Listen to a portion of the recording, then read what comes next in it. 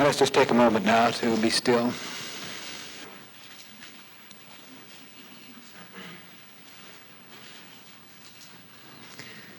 One of the greatest discoveries we make in this quest for truth is that there is within us what the poet calls that place of central calm.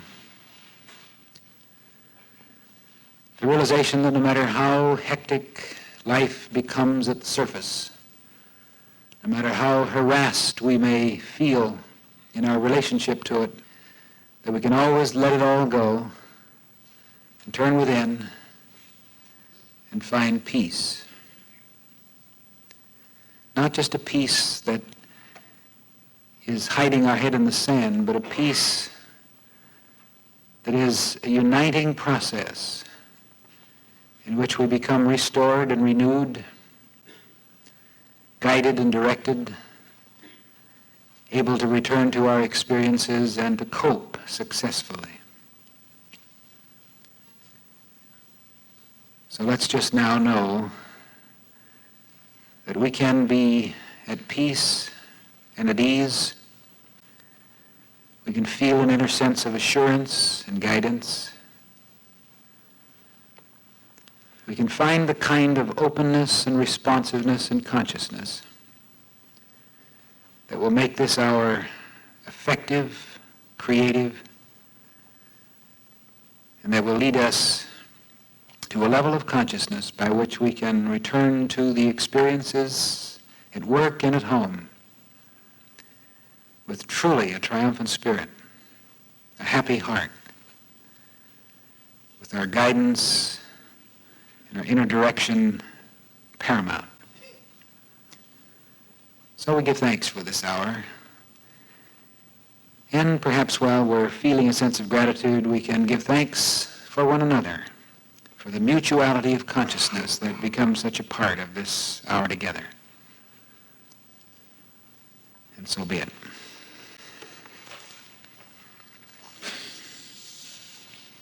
All right, we're dealing with another of what we call the 7 main aspects of truth, 7 fundamental laws of metaphysics.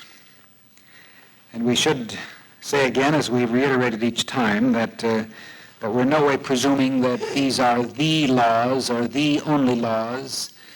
Perhaps as much as anything else, we're trying to emphasize that when you deal with spiritual things, with metaphysical things, that you're dealing with law, not caprice. Maybe in a sense, all the laws resolve themselves down to one law, as all the commandments, as we've discussed in recent times, resolve themselves back to the first commandment, Hear, O Israel, the Lord God is one, the beautiful Shema of the Hebrews. So we're simply dealing with the metaphysical system, the truth teaching, which is a jewel that has many facets, dealing with it in some of the, what seem to me to be the most sparkling areas, and each one certainly has a great deal to commend it. And but again, this in no way implies that these are the only so-called laws of metaphysics. But tonight we're going to deal with the law of reversibility. This is an aspect that is subtle. It's not often referred to in just this term, and yet I think you'll find it to be not only very interesting, very exciting, but very much interrelated with much of what we're involved in the whole metaphysical study. The law of reversibility. There's a law in physics that states that the expression of force is always reversible. Sounds that strike the ether can be reversed and impressed on a phonograph disc, on a magnetic tape. Sight and sound can be captured on motion picture film and then reproduced on a screen. All of these are evidencing subtle aspects of the law of reversibility. I go through Grand Central Station quite often in catching a train to Connecticut, and in Grand Central almost always has in a huge mural across one end of the room a picture, obviously beautiful advertising of the Kodak company, which is a beautiful amplified photograph of an outdoor scene. And it is so well done that you, for all the world, seems as if you're looking out a window and you're seeing the scene, and if there are people that you can almost touch them and talk to them, they're so very real. But this is a demonstration of the law of reversibility, that the scene itself has been captured by the vibrations of sight, and if it's a motion picture, of sound, captured on film, captured on magnetic tape. And then in a process that is very technical, that we don't have to get into, there is a reversal of the whole thing so that then it is projected and reproduced, so that we actually sense and see something very much akin to that which is real. Those of you who are interested in stereo systems and who some people call hi-fi nuts are very much aware of this. You can sit in your home, and for all the world you can be in Symphony Hall or in any of the great symphony halls or opera houses of the world, and you can have that music reproduced right in your own home in a wraparound sound. Now, all of this, again, is involved in the law of reversibility, which takes an experience, reproduces it, and projects it back again. Magnetism, for instance, engenders electricity. And by the same token, electricity engenders magnetism. And all the electrode dynamos and so forth in the world are, again, evidence of the law of reversibility. So we see this thing constantly around us, but it has a much more meaningful significance in our own experience when we look at it in terms of consciousness. In other words, the significance of the law of reversibility for us lies in the fact that whatever we experience in a relationship, in a challenge, in a happy event, or in sensations of the world around us, whatever we experience tends to cause or give rise to certain feelings. There may be a feeling of distaste or revulsion, or a feeling of happiness and euphoria, whatever, but certain feelings, some things happen in our consciousness.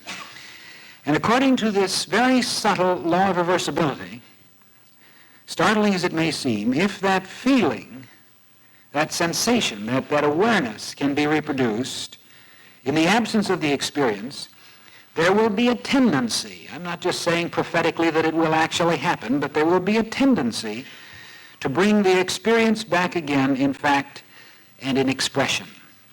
Now that's the fundamental law of reversibility in metaphysics. Now actually, we see certain aspects of this in physics, in medicine, in psychology, and in a lot of the various fields that are interrelated. For instance, you may not be aware of the fact that in medicine, the comparatively recent technique of treating ills by means of treating symptoms also deals with this same process of reversibility. For instance, it is common now, so common that I think the average person gives very little thought to it, to take antihistamines for a cold, or for hay fever, or for clogged heads. We see all these things on television all the time. It becomes so very real.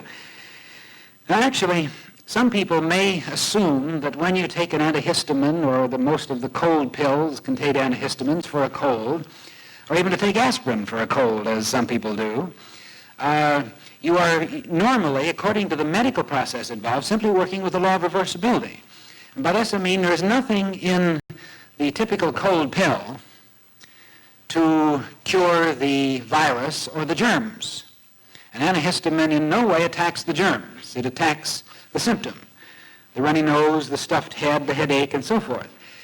And the idea is, the principle is, which has come out of a research of the last perhaps 40 years in psychosomatic medicine, that if one's experience of life can achieve what some people call wellness, or the wellness sustaining level, that there is a tendency then for that wellness consciousness or feeling to reestablish health in the whole body.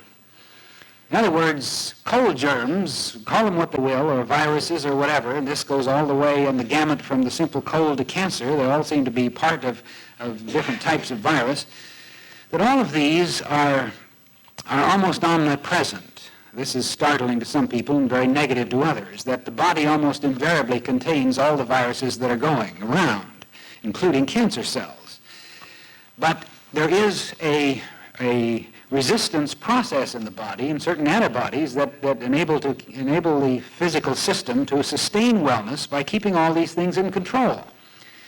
When they get out of control, I mean, we don't yet always know exactly why they get out of control, what has been discovered in medical research is if symptomatically the effects or the feelings of that lack of control in terms of the pain, in terms of the headache, in terms of the discomfort and so forth, can be controlled and modified and dulled so that once again the person can feel good, that feeling of wellness will, in a way that is beyond description and beyond understanding, will enable the body once again to assume its balance without ever having actually destroyed the germs.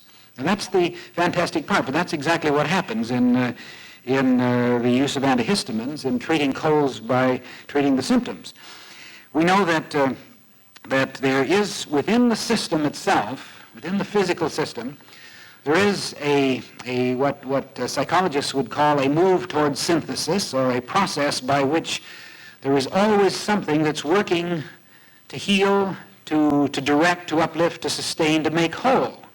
Now, this has been recognized all the way from physics to materia medica and to psychology and psychoanalysis as well as metaphysics. This is the move toward wholeness according to the principle that is referred to as syntropy, which is a $75 word that is not particularly interesting to us at this time, but it simply means that there is constantly that within life itself, and physicists say within living matter, that which causes things to work toward wholeness, toward unity, toward oneness, toward synthesis. Now, we know then that health in the physical system is natural, and this is a whole new thing. As a matter of fact, in recent years, the whole field of medical research has gradually and very subtly made a redirection. Because for years, medicine was based upon the idea that death is the ultimate. Everybody dies sometime. And the role of the doctor was just to sort of make your stay in life as comfortable as possible. But after all, dear, a person at your age, you have to expect to feel the aches and pains that you do. And this was the kind of advice that medical doctors gave for so long. And little reason, little wonder, because the study of medicine in terms of the study of anatomy and physiology was done and has been done and still is done to a large extent by using cadavers, using death as the media in which life is studied. And how can you understand about life when you study death? So that for a long time, medicine has dealt with healing in terms of death as an ultimate. Now, of course, that's being changed, and there are whole new schools of thought in medical research and so forth that are not studying what makes people ill and why do they die, but what makes people well and why do they stay alive, which is a much more significant study. Now, the point is then that in this principle of reversibility, it has been discovered, and this is not just a metaphysical thing alone. As I say, it has roots in many of the fields of research into man physically and mentally and so forth, that consciousness or feeling or the wellness or whatever the word is used has a tremendous influence upon our experience. And if we can in some way alter consciousness or alter the feeling or alter that wellness awareness, that we thus can reverse the whole process of fatigue, of aging, of physical deterioration, of sickness, and even such things as just discouragement and despondency. That we can do this by the process of reversibility. So that we see then that we're dealing with a fundamental premise which is so much a part of our study of truth, which goes something like this: that you will never experience anything in the world of your body or affairs that you have not previously accepted in one form or another into your mind and heart. In other words, this is something we talk about often, that there are no experiences unrelated to consciousness, to your consciousness. Now, this is something that many folks can somehow go through the study of metaphysics for years and never yet take hold of, never lay hold of. Basically because it takes a lot of self-honesty. It's not easy to admit to yourself that if you are being nettled or needled by the world and you're being upset and unjustly treated, that something in your consciousness has at least been partly responsible for attracting this condition to you. Now, the important part of that is that unless you can, as some of our psychologists would tell us, unless you can and will own the condition in yourself, admit that it is your reaction, the condition is out here, but your reaction to it is yours, unless you can own it and admit that it is in your consciousness, then you have no control over it.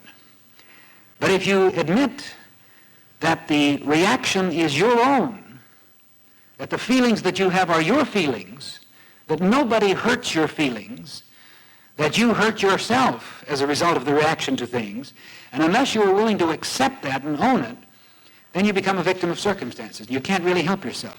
All the treatments and all the prayers and all the affirmations in the world do not actually work, at least in the most effective way, until you first of all admit to yourself that the reactions in your consciousness and your feelings are the result of something that is going on in you which is under the direction of your own will. When you own those feelings and admit to them, then you have control. Because if the reaction is yours, you can change the reaction. And by the law of reversibility, the implication is vast, because if you change the reaction and change the feeling and reverse the direction of your whole consciousness, which has actually been attracting negative things to you, then the whole thing becomes a repulsion. And in a sense, you actually push away the very things that you've been drawing to you, and you attract to yourself things that are more conducive to your own happiness and fulfillment.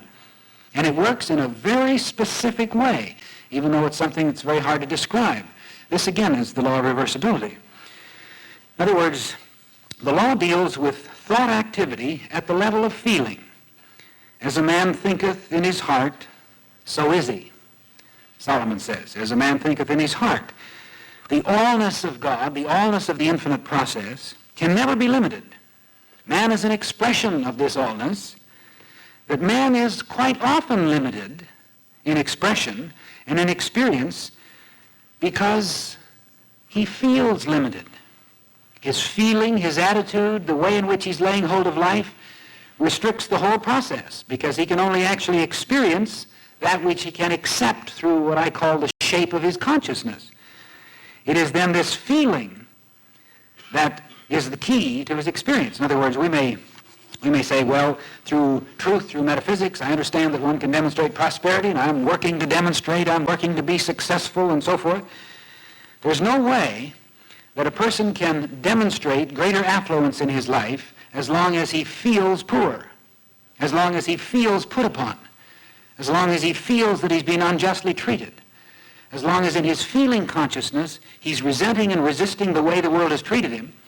He may go through all the motions of praying and treating and affirming and doing all the proper things in the metaphysical system. But again, this limitless potentiality can only manifest in his life according to the shape of his consciousness, that which is projected on the screen through his own feelings, through the law of reversibility. In the same sense, health and strength depend on getting the feel of life and of health. Remember, Jesus said, all things whatsoever you pray and ask for, believe ye receive them, and ye shall have them. Now, that's a kind of a difficult thing at first reading to accept, because what it says is you can have everything that you want if, first of all, you can accept the fact that you already have them. And that's kind of difficult sometimes. But what this implies is that if you can actually get into the consciousness or the feeling of receiving and of having and of experiencing even before you've received or had or experienced, then by the law of reversibility, you will tend to actually reproduce those things in fact and experience. Now again, this is something that seems very subtle, and to a newcomer in the whole study of truth, he says, that's a bunch of poppycock. How can that work? Well, we've described the way it works in physics, the way it works in a motion picture, the way it works in medicine. It works just as effectively in terms of the function of consciousness. In other words, if you have a desire for something in your life, it may be simply the desire to be free from an ache and pain, or the desire to overcome some physical condition that has been long a part of your experience, or a desire to get ahead in your work, or a desire to be reemployed after you've been rudely jolted out on the street in unemployment, or whatever. If you have this great desire, then what Jesus is saying in effect is, if you can take a moment and kind of get still and relaxed and receptive, kind of turn your thought away from all the experiences out there, and then indulge yourself for a moment in a kind of experience of imaging, and just ask yourself the question, how would I feel right now if the thing that I'm praying for, working for, treating for, hoping for, begging for, talking to everybody to try to get help about, if that thing were already now a manifest reality? If that aching back were now resolved and I would have perfect ease and comfort, how would you feel if you awakened tomorrow morning and you got a call from someone that said, we need you in the office at an advanced salary, come back to work, please? How would you feel if the thing that you've been working for suddenly manifests? Just think about it, that's all. Just kind of toy with the idea and kind of put yourself in that situation and just imagine the gratitude, the great sense of joy, almost the feeling of, wow, how great life is and so forth. Just kind of imagine that whole feeling.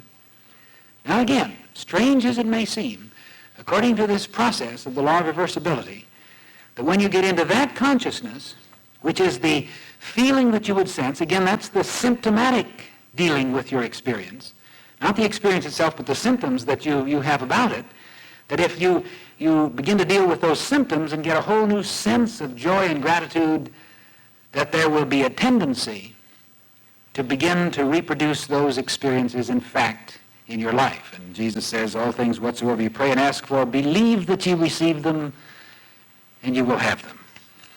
Well, fortunately, Jesus said it, I didn't, so there it is. But the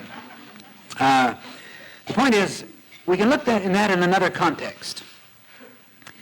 There's nothing like science fiction to deal in fantasies and fantastic, unbelievable things. Though if any of you have had a hobby of reading science fiction and have read it very long over the years, the things that you read as a child in science fiction have long since become humdrum things of everyday life. So that the science fiction writers have almost invariably been prophets. But there's a story by Edgar Rice Burroughs, one of his Martian stories, which is fantastic and mind-blowing as some of these things are. But you don't worry about that too much. You know it's fiction, and so you read it. And so he tells of a great walled city that had outlived its usefulness and was peopled by just a few old men who were the hangers-on. But every time an invading army appeared before this almost haunted city, it was driven away miraculously by hordes of archers that manned every foot of the walls and even swarmed out through the gates to meet the enemy and to chase them into the sea. And then once the enemy had been disposed of, the archers simply disappeared, and they weren't there. It was a haunted city. Now, where did they come from? Well, again, the writer, Edgar Rice Burroughs, is simply dealing with a fantasy. So according to the story, and he has the license of a fiction writer, they came entirely from the minds of the old men who still lived in that almost deserted city. And these old men had a keen memory of the tremendous fortifications and the armies that had garrisoned the town in its heyday. And they remembered former invasions when the soldiers had repelled every assault and dashed out through the gates and swept the invaders away. So, when they had attacked, they would simply get together and quietly visualize this whole experience, these mighty armies, and in their mind and their vision they would see them, soldiers all up across the walls and this mighty force rushing out through the gates, and they would bring them into being so that their enemies too could see them and be driven in flight by them. Absolutely ridiculous. You know, it's a fantasy. Seems more like the hypnosis that would be in keeping with Mandrake the magician of the comic papers.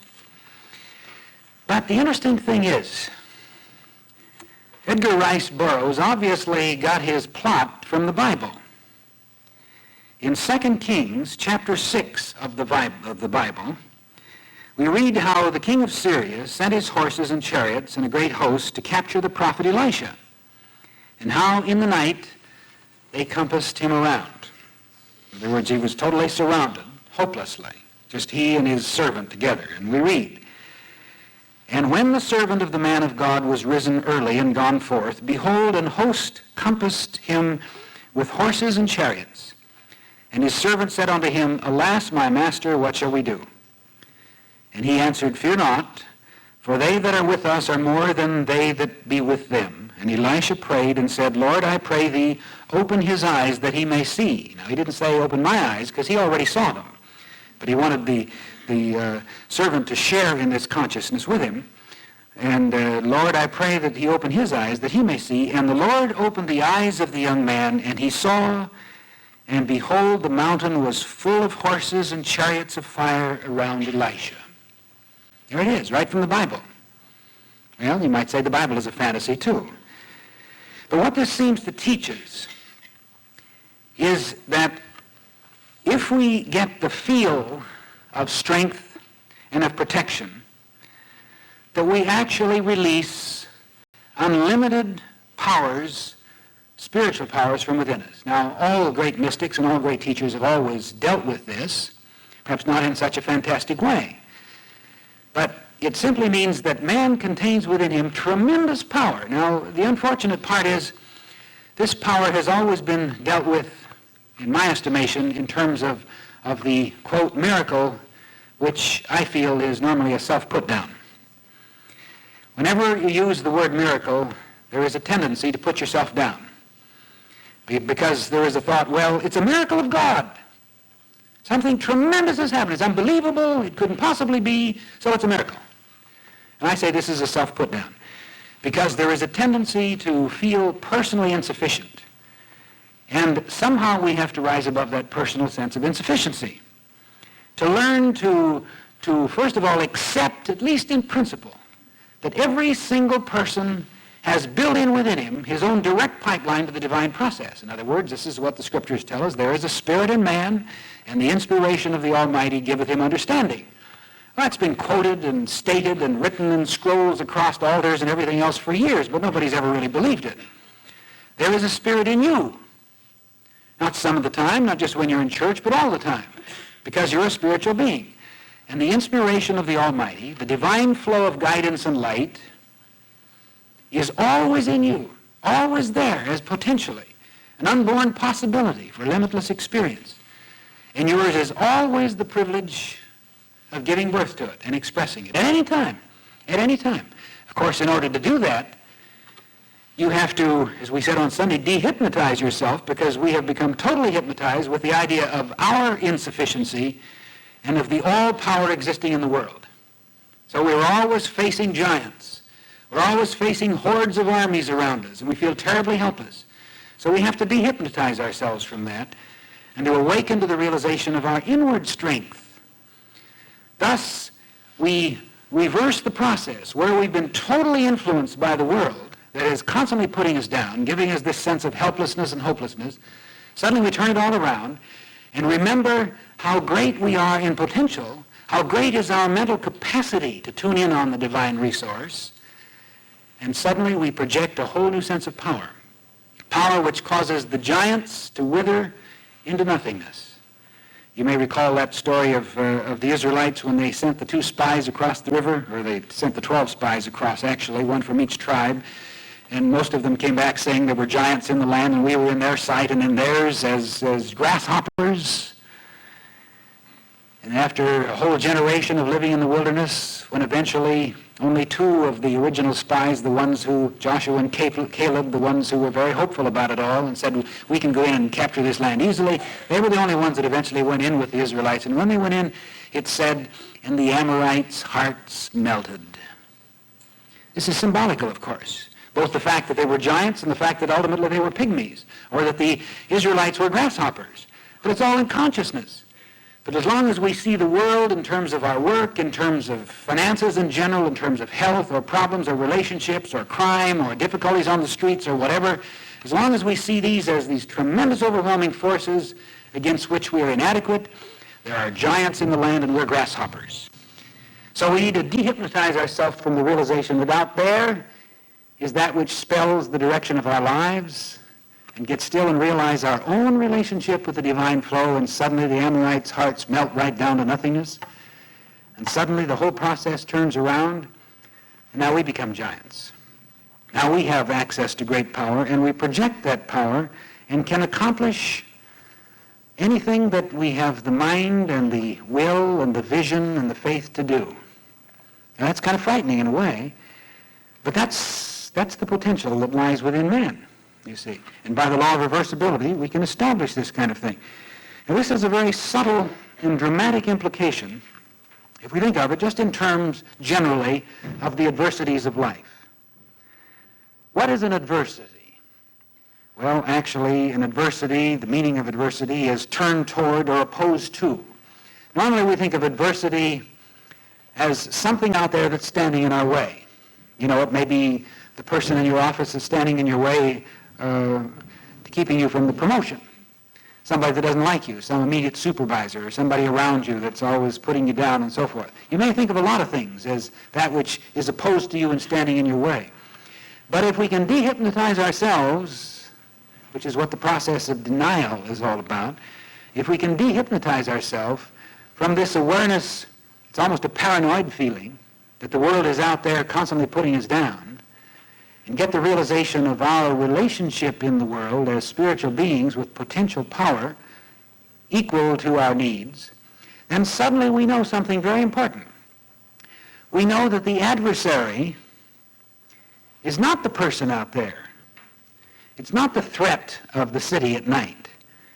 It's not the fear, or at least the financial situation that we're so afraid of, but the adversary is the symptom that we experience. The fear, the worry, the resistance, the prejudice, the resentment, and all these things within ourselves. And when we are willing, as we've said, to own that as ours, then we can do something about it. And remember, Jesus says, agree with your adversary quickly. Now, this is often misunderstood because it is lumped all together into that Pollyanna aspect of Christianity, which has often been said is fit only for weak children. But actually what he's talking about here is not saying, okay, kick me around some more, I love it. But he's saying, own your own adverse reactions. Admit to the fact that the adversary is in your own consciousness. And agree with it in terms of modifying it and redirecting it and reversing it. So that suddenly you reverse your adversity. And the adversity is in you, and you reverse it. And instead of something standing in your way, because of the projection of this reversed adverse reaction, by the law of reversibility, that which seems to stand in your way suddenly either steps out of the way or becomes a helping hand to you. Now, this is fundamental, and it's something that we talk about or refer to subtly sometimes, and yet we need to deal with this and see it in terms of principle, not in terms of a nice little thing that happens if you can be loving and non-resistant, but as a fundamental law of metaphysics that works. That when you reverse the adversity in your own consciousness, then you turn the whole thing around, and you turn your whole life around.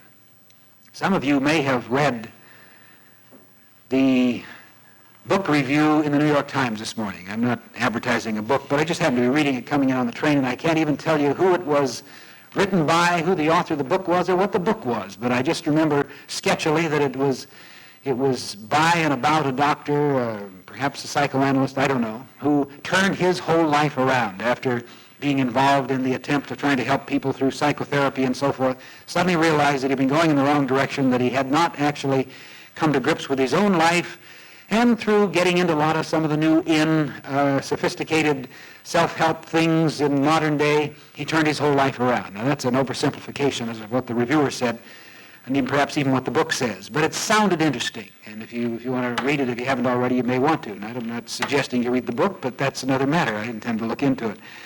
But it indicated again the simplicity. This is the thing that the reviewer seemed to refer to, this doctor's statement, the simplicity with which a life can actually be turned around. Turned around from the sense of the life that's been put down, insufficient, unjustly treated, physically emaciated and everything else, turned around until it suddenly becomes something entirely different. In other words, it's Paul's, be ye transformed by the renewing of your mind. But it is dealing with this process of reversibility, where in the one sense, we become totally susceptible to conditions, everything comes, we are constantly drawing to us problems, difficulties, challenges. We have ills, we seek to overcome the ills, we take pills, we go to doctors, and we get more and more depressed, more and more reacting to the depression, more and more aches, more and more tensions, more and more pills, and around to go, and in the end we become a hypochondriac. And we tend then to become sickness-oriented. We have a sick consciousness. And more doctors are talking about this today. As a matter of fact, there's a statement I've used often, and since that time I've occasionally heard a doctor pick it up, and it always makes me laugh. I don't know where I picked it up. I probably stole it from somebody. But it's an interesting, almost a facetious remark, and it goes like this. When you're sick of being sick, you'll get well. When you're sick of being poor, you will become affluent. Now that sounds, again, like a fantasy. But what it is saying is that as long as you live in and think in the syndrome of sickness, even though you may pray to get out of it and do everything you can to overcome your sickness, you are still working around a central focal point in consciousness that you're a sick person. And there will be all the justifications and all the feelings of self-pity and, oh, well, yes, it's difficult. I've had a hard time in my life.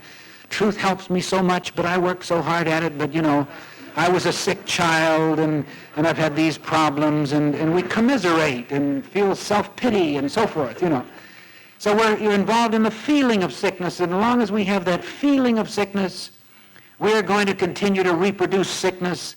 Even if we go to testimonial meetings and get excited by spiritual healer, and the next thing we go up the front and we're healed ourselves and walk out perfectly whole, we still have that sick feeling that hasn't been healed. So we may be the one, and you can go to testimonial meetings if you're interested, and you can hear people stand up time after time after time after time after time and tell how they've been spiritually healed, miraculously healed, and they're always getting miraculously healed. The miracle is that they survive because they're in this sickness syndrome, which is constantly pulling them back again, you see. But it's in their own consciousness. Now this again is not making light of the hypochondriac at all, because it's a tragedy, but it can be turned around. And when the person really makes up his mind, I've had enough of this, and is willing to first of all accept the fact that there must be something in my consciousness that is drawing this experience to me, and owning it, and then agreeing with it, and then turning it around, suddenly now he has the capacity and the power for the first time to control his experience, because he realized that his emotions, his feelings, do not rule him, he rules them. You're not an emotional creature, you're a creature who has emotions. And when you understand that, then the you that has emotions can control your emotions. And you can determine the kind of emotions and the kind of feelings that you have, the kind of reactions you have. It's hard at first, but it's hard to play the piano. It's hard to learn to type. It's hard to learn a language. It takes effort, but a lot of people do it, and you do it in other areas of your life. So then you begin to control your thoughts and to work to reestablish yourself in the kind of feelings that are conducive toward the kind of experiences that you ultimately want. And when we understand this, then we see that this law of reversibility is an absolutely practical process by which we can learn to live successfully. Now, there are a lot of simple things about this, of course, simple and yet profound in their implication. In a meeting such as this, it is probably true that there are times, I know people tell me this, and this is no tribute to this meeting, any kind of a group meeting like this where there is a tendency to be receptive because of trust with a particular teacher, to ideas because the person is eager to find help. There almost invariably will be people who come to a time like this who, when they walk in here, are feeling depressed, maybe have specific physical challenges, maybe even deep pain, and somehow during the time together, during the letting go process, during the redirection of thinking, during the kind of a feeling that generally pervades this kind of a meeting because of the group consciousness, something happens, and the person walks out of here and he goes on his way, and sometimes later that night or maybe a week later, he suddenly remembers, I had that terrible pain, what happened to it? I was so upset, I was so discouraged. What changed it all? It wasn't anything that I said particularly, it was just the fact that somehow in the general process there was an acceptance of a level of consciousness and a whole new feeling was evoked, and the law of reversibility began to do its perfect work. Now, you can use this, of course, in destructive ways. Great dictators, I shouldn't say great dictators, successful dictators like Hitler used this very effectively to turn people's emotions around. We could do it here if we wanted to play a game. It's a very destructive game, but I've done this, and you probably have too in groups. We could say, all right, now let's just play a game. Let's all get still for a moment and relax. And then in the experience of a kind of meditation, I would say, now just kind of feel the corners of your mouth droop down. And just feel your shoulders slump. And just kind of heave a few sighs and groan a few times. And just begin to feel that all the parts of your body are just kind of falling apart. Well, in a very few minutes, the most susceptible of you would begin to feel sick. And it's not just hypnosis, you see. It's the fact that we are very suggestible in consciousness in situations like this, and we can actually begin to experience the symptoms, and the symptoms very quickly will give rise to the whole experience. But the beautiful part of it is if we turn it around. If we say, now let's just all relax for a moment, turn the corners of our mouth up, or as Edward Kimball used to say, keep your apples up. When you smile, you feel these little rosy things on your cheek, you know. You just get a sense of light and life and vibrancy coming into your head. Square your shoulders, take a few deep breaths, and just get the sense that you are victorious, you are vital, you are alive. And in a very few moments, you begin to feel that way. And by the same process, as we're saying medically, it's been proven in the use of antihistamines, by the symptomatic experience of this type of vitality and aliveness, you actually do begin to feel better. Actually feel better. And actually in the process, leave a lot of aches and pains and possibly even a lot of organic ills behind you. Now, this is a potential. It's something that is a backdrop that is always there in the process of what is called spiritual healing and the work of affirmation and so forth. But it's a very vital principle. Very vital principle.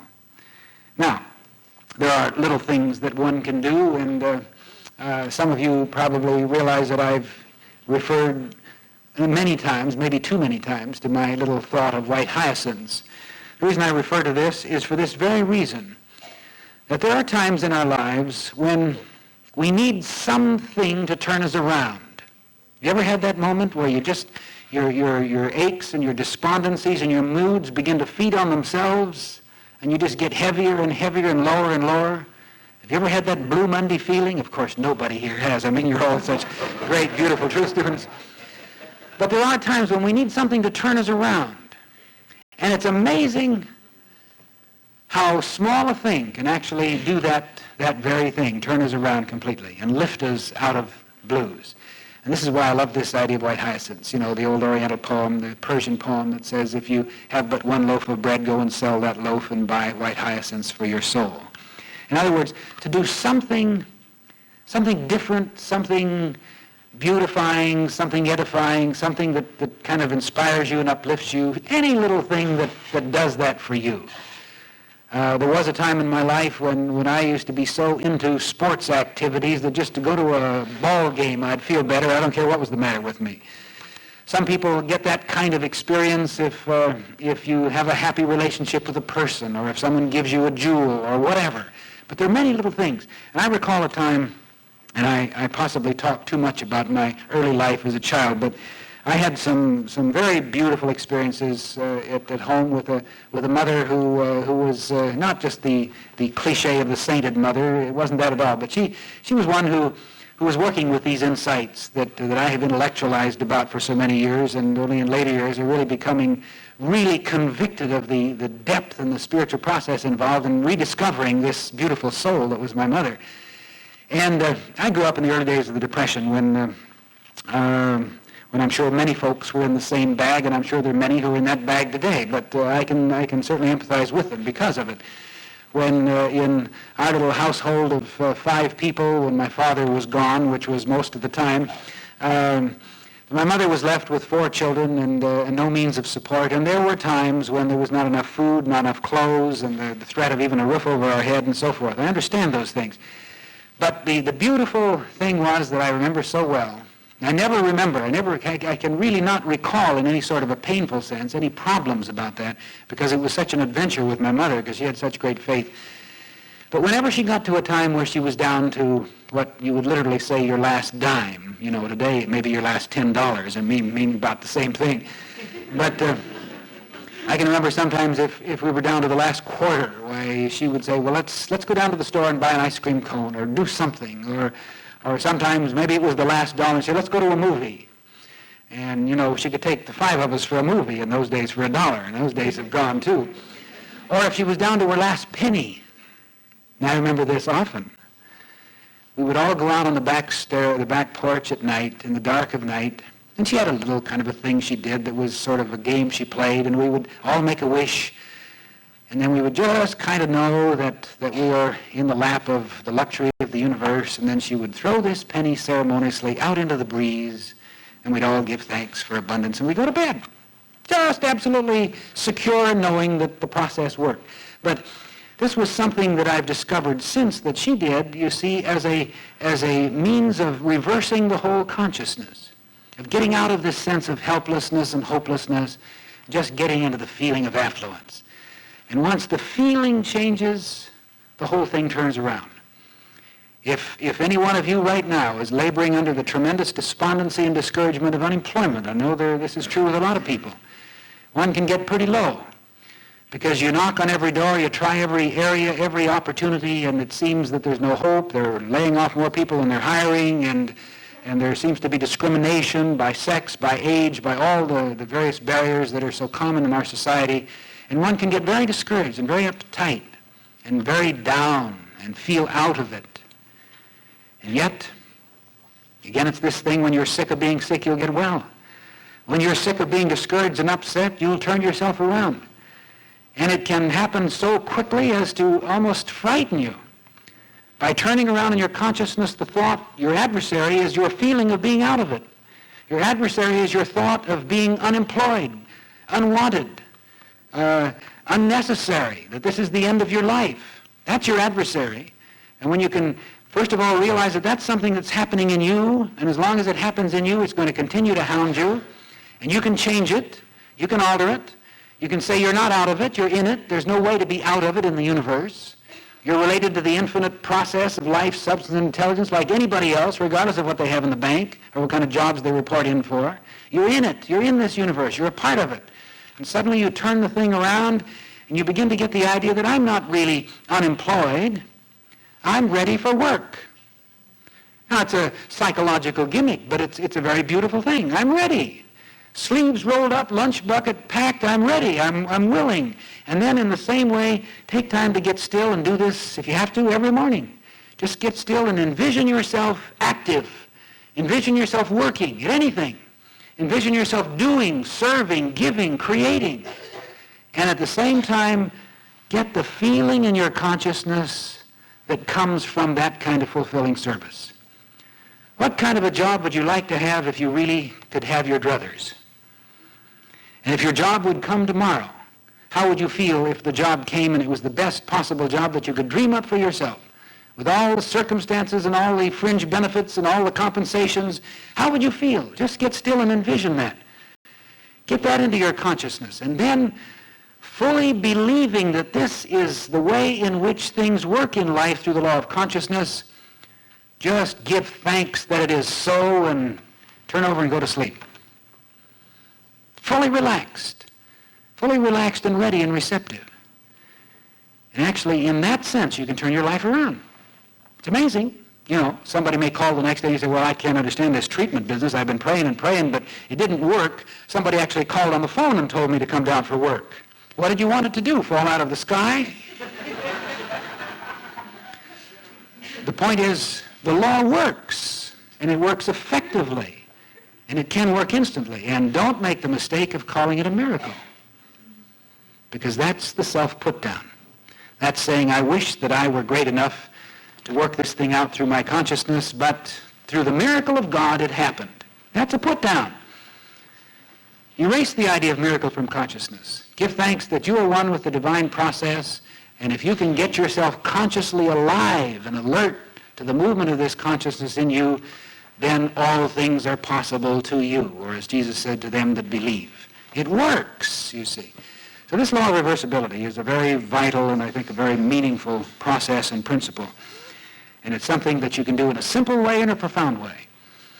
But don't feel that you're dealing with just some sort of a Pollyanna metaphysical trick or technique.